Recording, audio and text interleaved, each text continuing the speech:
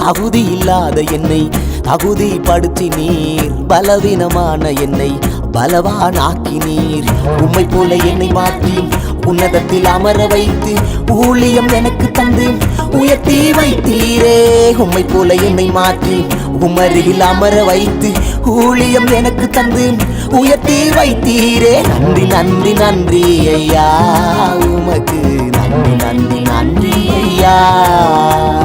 நன்றி நன்றி நன்றி ஐயா, உமக்கு நன்றி நன்றி நன்றி ஐயா. நன்றி நன்றி நன்றி என்று நன்றி சொல்லுவேன், நாதன் இயேசுவுக்கே நன்றி சொல்லுவேன். நன்மைகளின் நாயகனே, நன்மை பல செய்பவரே, நாளெல்லாம் உமக்கு நன்றி சொல்லுவேன். நன்றி நன்றி நன்றி ஐயா, உமக்கு நன்றி நன்றி நன்றி ஐயா. நன்றி நன்றி.